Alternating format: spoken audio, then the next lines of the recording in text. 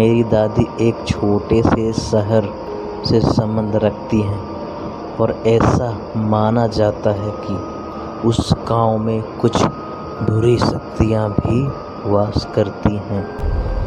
ऐसी ही एक बुरी आत्मा से सामना हुआ मेरे दादाजी का। ठंड का समय था। शहर में घन कोहरा छाया हुआ था। मेरे दादाजी एक बड़े अधिकारी थे। रोज की तरह उस दिन जब मेरे दादाजी अपना काम खत्म कर दफ्तर से घर की ओर जाने लगे तो रास्ते में पड़ने वाले बाजार से वह कुछ सामान लेने के लिए रुके। उनके बाकी साथी आगे चले गए और वे पीछे छूट गए। सामान लेते लेते उन्हें टाइम का पता ही नहीं चला और जब दादाजी ने अपनी घड़ी देखी तो टाइम देखकर उन्हें लगा कि आज घर पहुंचने में बहुत देर हो जाएगी। उन्होंने सोचा जंगल के रास्ते अगर जाऊं तो जल्दी पहुंच जाऊंगा, इसलिए उन्होंने जंगल की ओर गाड़ी घुमा ली। काफ़ी अंधेरा हो गया था। दादाजी तेज गति के साथ गाड़ी चला रहे थे, लेकिन उनकी गाड़ी के आगे एक औरत अचानक से आ गई। उन्हें झटके से ब्रेक मारनी पड़ी। जो औरत गाड़ी के सामने आई थी वह तेजी से रो रही थी। दादाजी को लगा कि वह जरूर किसी मजदूर की पत्नी होगी जो रास्ता भटक गई। रास्ता सुनसान था, इसलिए उन्होंने सोचा कि इस महिला की मदद की जाए। उन्होंने उस औरत से पूछा कि वह यहाँ अकेले क्या कर रही है। उसने कोई जवाब नहीं दिया और जोर जोर से रोने लगी। ऐसा लग रहा था मानो सारा जंगल उसकी आवाज़ से गूंज रहा हो। दादाजी ने पूछा कि उसका घर कहाँ है, तो भी वह कुछ ना बोली, एकदम शांत खड़ी रही। दादाजी ने उसे बोला कि तुम मेरे साथ मेरे घर चलो, सुबह तुम्हें तुम्हारे घर छोड़ दूंगा। वह दादाजी के साथ चलने के लिए तुरंत तैयार हो गई और गाड़ी के पीछे वाली सीट पर बैठ गई। रीति रिवाज के कारण उसने अपने सिर पर घूंघट डाल रखा था, जिसकी वजह से उसका चेहरा छिपा हुआ था।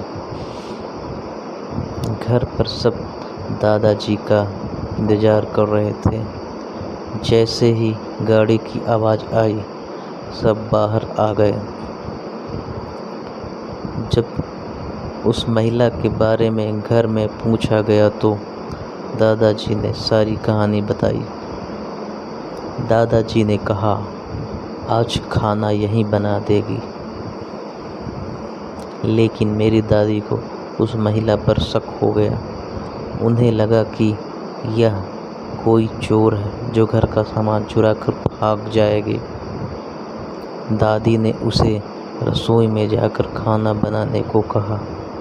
वह बिना कोई जवाब दिए वहाँ से चली गई। रसोई में सारा सामान रखवा कर मेरी दादी ने उसे कहा कि सब भूखे हैं, इसलिए जल्दी खाना बना दो। उसे रसोई में भेज तो दिया, लेकिन दादी का मन अभी भी शांत नहीं हुआ। 10 मिनट बाद दादी रसोई में पहुंची तो देखा अभी वह थैले में से मछलियां निकाल ही रही थी। यह देखकर दादी को गुस्सा आ गया। उन्होंने उसे बोला कि अभी तक तुमने खाना बनाना शुरू नहीं किया, कब बनेगा और कब हम खाएंगे। उस महिला का चेहरा अभी भी ढका हुआ था, इसलिए किसी ने उसका चेहरा नहीं देखा था। दादी उसका चेहरा देखने की कोशिश करती रही लगातार, लेकिन उन्हें उसकी झलक भी नहीं दिखाई दी। दादी ने कहा, कोई ज़रूरत हो तो बुला लेना, लेकिन फिर भी वह कुछ नहीं बोली। उन्हें लगा कि शायद अनजान लोगों से डर रही होगी।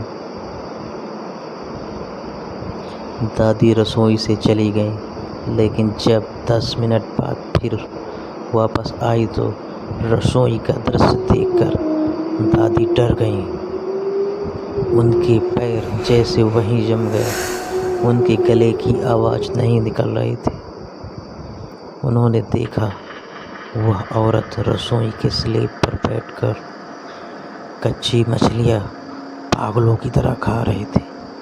सारी रसोइयों में हड्डियाँ और मांस के टुकड़े बिखरे पड़े थे। उसके सिर पर घूंघट भी उतरा हुआ था। उसका चेहरा बेहद खौफनाक था। बाल बहुत बड़े और नाखून एकदम काले। वह मछलियाँ खाने में मगन थी, इसीलिए उसका ध्यान दादी पर नहीं गया।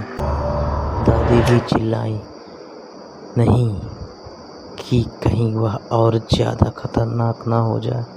वह दबे पांव बाहर आई और एक थाल उठाया और वह चूल्हे में से जलता हुआ कोयला उसमें डालकर उसकी तरफ दौड़ी। कोयला उस चुड़ैल पर फेंक दिया। आग की जलन की वजह से वह डायन तेज तेज आवाज़ें निकालने लगी। उसकी आवाज़ सुनकर सारा घर इकट्ठा हो गया। उसे आग दिखाकर बहुत ही मुश्किल से बाहर निकाला गया। आसपास के लोगों का भी भीड़ जमावड़ा लग गया। वह डायन लोगों की भीड़ को हटाते हुए जंगल की तरफ तेजी से भागते हुए चली गई।